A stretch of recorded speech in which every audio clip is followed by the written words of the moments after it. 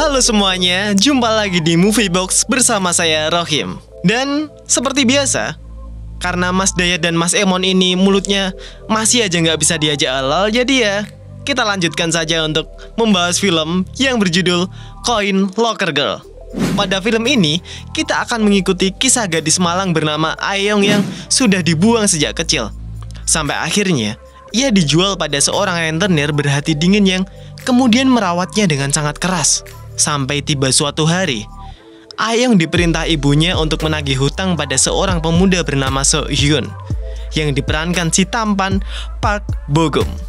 Namun karena Seo Hyun memperlakukannya sebagai manusia, Ayong justru lupa dengan perintah ibunya. Lantas, akankah Ayong berhasil menjalankan perintah ibunya kali ini? Oke, daripada bingung-bingung, mari kita membahas film yang sangat halal ini. Bismillahirrohmanirrohim. Film ini diawali dengan temuan seorang bayi perempuan yang dibuang di salah satu stasiun kereta bawah tanah yang kemudian diasuh oleh seorang pengemis di area tersebut. Ia bernama Ayong, bayinya. Selang beberapa tahun, Ayong dan beberapa pengemis lainnya diusir petugas tempat karena adanya sweeping. Kemudian, terlihat salah satu oknum dengan luka di wajahnya menculik Ayong dan menjualnya ke seorang rentenir yang sangat terkenal dengan kesadisannya dan kerap menjual organ kliennya yang tidak mampu membayar pinjamannya. Malam itu, Ayong diserahkan pada seorang bos wanita yang biasa dipanggil ibu. Setelah itu, Ayong beserta anak-anak lainnya dimanfaatkan untuk membantu pekerjaan mereka. Salah satunya adalah menyebarkan selebaran brosur dengan pakaian compang-campingnya. Setelah pekerjaan mereka selesai, Ayong dan teman-temannya lantas dilepaskan di jalanan secara terpisah dengan tujuan agar mereka dapat survive sendiri. Hingga keesokan harinya, Ayong kembali bertemu dengan anak lain bernama Ji Hyun yang sedang menangis. Ayong lantas menawarkan minum dan mengajaknya pergi. Namun bukannya menjauh dari ibu, mereka justru kembali ke sana seolah-olah itu adalah rumah bagi mereka. Sang ibu pun akhirnya mengasuh Ayong dengan didikan yang cukup keras dan cukup mengerikan. Ia juga mengancam akan membunuh Ayong jika ia sudah tidak berguna. Ayong pun hanya terdiam penuh ketakutan. Singkat cerita, Ayong kini sudah dewasa. Berkat didikan yang keras, ia memiliki mimik muka yang sangat dingin. Hari itu, ia ditugaskan menagih hutang ke salah satu klien yang menunggak. Ia mendatangi klien itu di salah satu tempat perjudian. Namun saat ditagih, laki-laki itu justru memukul Ayong dengan sebuah asbak. Tetap dengan muka dinginnya, Ayong berbalik mengancamnya dengan memutar rekaman istrinya yang sedang ditawan. Alhasil, pria ini langsung memohon pada Ayong untuk diberikan waktu seminggu untuk membayar. Rupanya, Ayong di sini masih berbaik hati. Ia menyuruh kliennya untuk bermain judi dengan taruhan yang cukup besar, supaya uang kemenangannya bisa digunakan untuk membayar utang. Dengan bantuan Ayong, akhirnya ia mampu memenangkan perjudian itu. Lelaki itu pun bahkan berulang kali mengucapkan terima kasih kepadanya. Namun rupanya, uang itu bahkan tak bisa menutup bunga pinjamannya. Alhasil, Ayong langsung menyumpalkan botol kerating deng ke mulut lelaki itu sembari menghajarnya sampai terluka parah, sehingga utang pria itu dianggap lunas.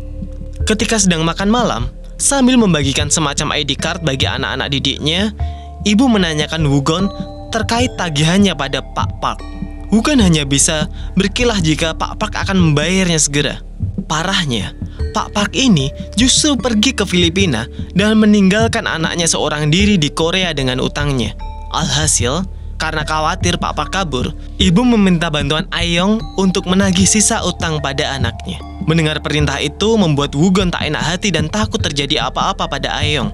Ia pun bersiap menggantikan tugasnya. Namun Ayong menolaknya dan tetap akan melakukannya sendiri. Singkat cerita, Ayong mendatangi apartemen Pak Park. Namun saat ia siap menyambut pria itu dengan pisau, Ayong mengurungkannya karena putra Pak Park, Sakyung, menyambutnya dengan senyum manjanya. Ayong bahkan disuguhkan bermacam kudapan, bahkan ia dibuatkan pasta yang terlihat sangat lezat. Ya, alhasil Ayong yang awalnya datang dengan muka dingin mulai luluh karena kebaikan Sakyung ini. Sambil makan, mereka pun ngobrol dengan santai hingga Sakyung melihat bekas luka di pipi Ayong. Dengan senang hati, Sakyung pun menawarkan untuk mengobatinya. Namun bukannya senang, Ayong justru marah dan langsung meninggalkan rumah itu. Sesaat kemudian, sang ibu menelpon Ayong dan menanyakan tagihannya. Di sini Ayong berbohong dengan alasan rumah Pak Park kosong dan akan kembali menemuinya esok pagi. Di lain sisi, ibu juga menyuruhnya menyebut Ji Hyun yang sedang berbuat onar di sebuah klub.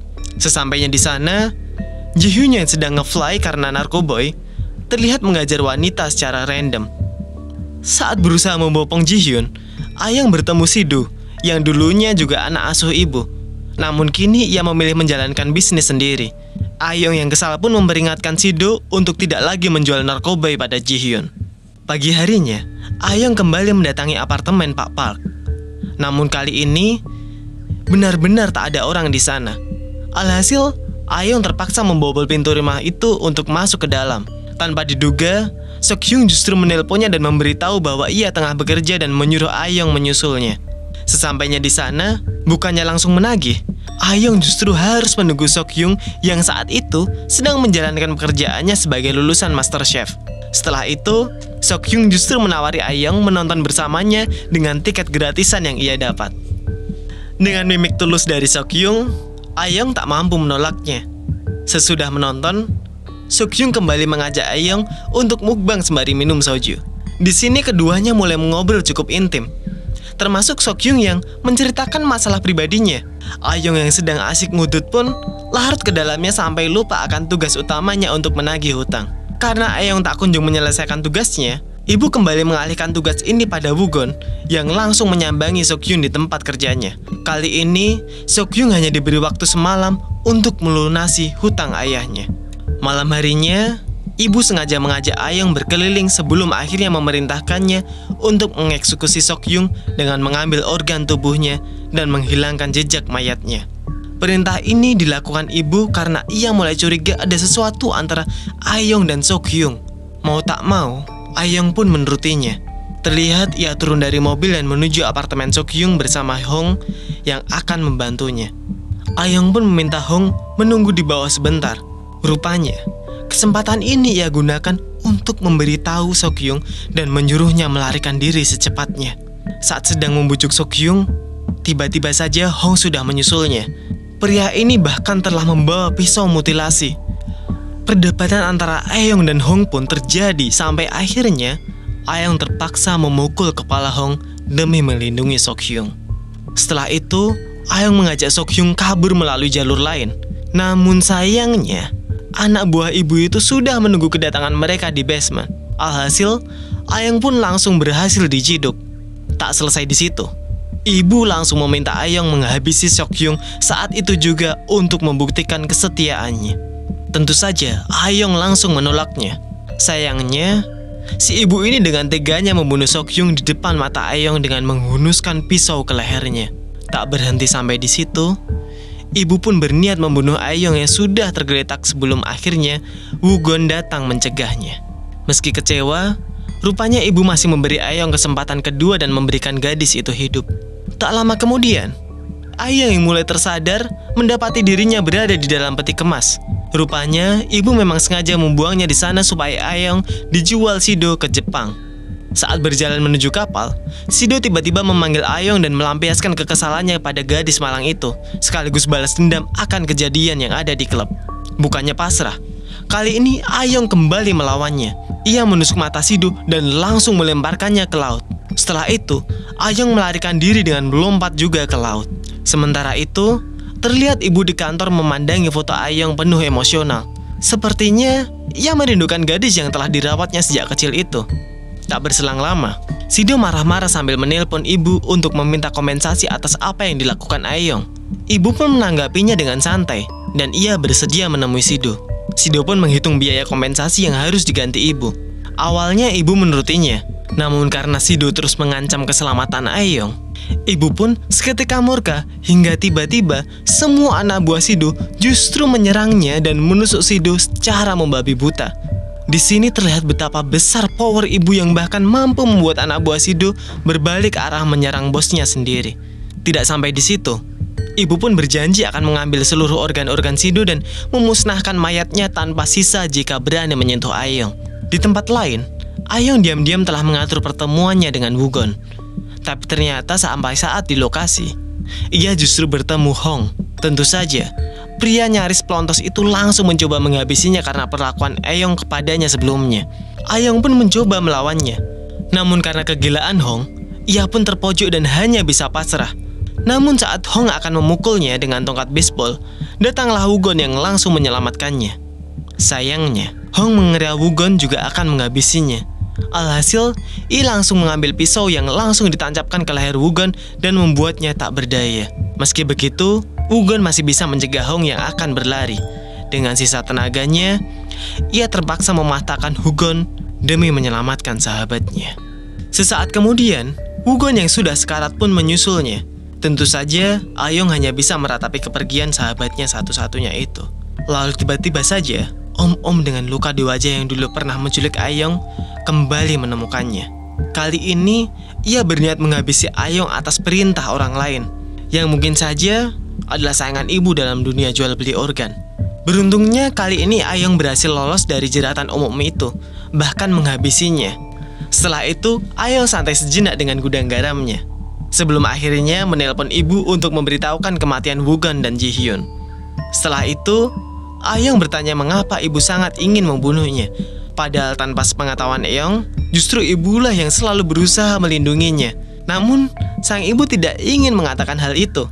Ia hanya bertanya apakah Aeong akan segera pulang dan menghabisinya. Di tempat lain, Ji-hyun yang terlihat frustasi karena tidak bisa menyelamatkan Aeong, memilih untuk menyuntikkan seluruh narkoboy sampai membuatnya tewas seketika. Tak berselang lama, Aeong pun kembali ke rumah. Di sini terlihat pula ibu sudah bersiap menyambutnya lengkap dengan makanan kesukaan Aeong. Ibu pun kemudian bertanya apa yang hebat dari laki-laki seperti Seok-yu. Aeong pun tak bisa menjawabnya. Ia hanya berkata bahwa Seong-hyuk adalah pria yang baik. Setelah mengobrol beberapa saat, ibu pun menanyakan tentang kedatangan Aeong yang akan membunuhnya. Kalau memang iya, ibu ingin Aeong segera melakukannya. Lalu, tiba-tiba saja, Aeong berteriak sambil menusuk ibunya di bagian perut sampai sekarat. Di sini terlihat ibu sengaja menusukkan pisau itu jauh lebih dalam. Hal ini ibu lakukan sebagai ungkapan penyesalannya karena tidak bisa mengurus Aeong dengan baik. Sebelum benar-benar tewas, ibu mengeluarkan kunci loker dari sakunya dan memberikannya pada Aeong. Di akhir film, Aeong terlihat membuka loker tersebut yang ternyata berisi sebuah surat. Pada surat itu, tertulis bahwa ibu telah mengadopsi Aeong secara sah.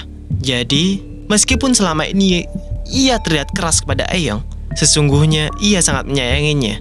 Dan Aeong pun memutuskan untuk melanjutkan bisnis ibunya. Film ini pun selesai. Sungguh film-film yang sangat melo-melo manja.